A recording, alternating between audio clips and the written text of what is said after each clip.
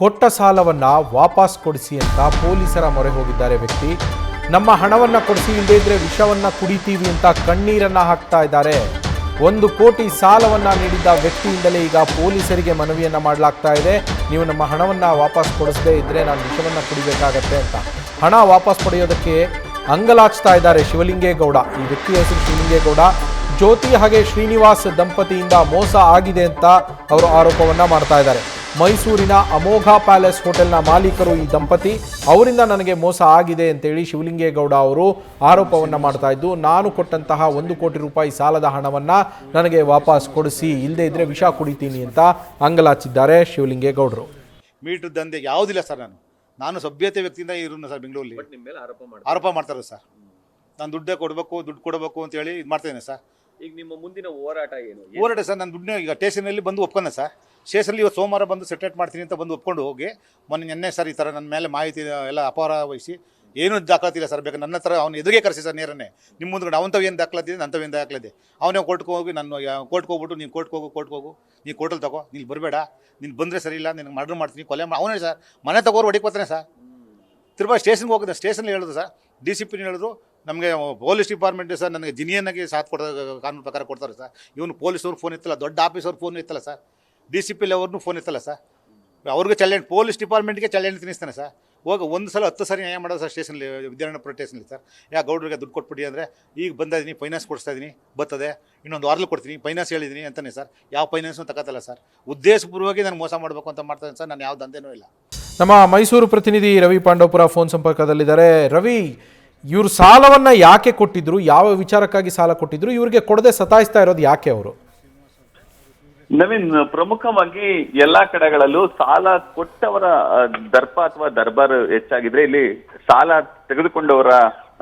ತೆಗೆದುಕೊಂಡವರದೇ ದರ್ಬಾರ್ ಹೆಚ್ಚಾಗಿರೋದು. ಪ್ರಮುಖವಾಗಿ ಈ ಒಂದು ಅಮೋಘ ಪ್ಯಾಲೇಸ್ ಹೋಟೆಲ್ ಅನ್ನ ಅಂದ್ರೆ ಖರೀದಿಗೆ ಕೊಡ್ತೀನಿ ಅಂತ ಹೇಳಿ ಇಲ್ಲಿನ ಮಾಲೀಕ ಶ್ರೀನಿವಾಸ್ ಅವರು ಶಿವಲಿಂಗೇಗೌಡ ಅವರಿಗೆ ಅಗ್ರಿಮೆಂಟ್ ಅನ್ನ ಮಾಡಿಕೊಟ್ಟಿರೋದು. ಅಂದ್ರೆ ಮೊದಲ ಹಂತದಲ್ಲಿ 2020ರಲ್ಲಿ 50 ಲಕ್ಷ ರೂಪಾಯಿ ಹಣವನ್ನ ನೀಡಿದ್ದಾರೆ. ಅದಕ್ಕೆ ಸಂಬಂಧಪಟ್ಟಂತೆ ಚೆಕ್ ರೂಪದಲ್ಲಿ ಹಣವನ್ನು ಕೂಡ ನೀಡಿದ್ದಾರೆ. ಇದಾದ ಬಳಿಕ ಹಂತವಾಗಿ ಹಣವನ್ನ ತೆಗೆದುಕೊಳ್ಳುವಂತ ಕೆಲಸಕ್ಕೆ ಶ್ರೀನಿವಾಸ್ ಅವರು ಮುಂದಾಗಿದ್ದಾರೆ. ಶಿವಲಿಂಗೇಗೌಡ ಅವರು ಈ ಒಂದು ತಾವು ನೀಡಿದಂತಹ ಹಣಕ್ಕೆ ಸಂಬಂಧಪಟ್ಟಂತೆ ಆಗಿದ್ದಾಗೆ ಚೆಕ್ಗಳನ್ನ ಪಡೆದುಕೊಳ್ಳೋದು, ಜೊತೆಗೆ ಕರಾರು ಪತ್ರಗಳನ್ನ ಪಡೆದುಕೊಳ್ಳೋದು, ಅಗ್ರಿಮೆಂಟ್ ಪತ್ರಗಳನ್ನ ಪಡೆದುಕೊಳ್ಳುವಂತ ಕೆಲಸಕ್ಕೆ ಮುಂದಾಗಿದ್ದಾರೆ.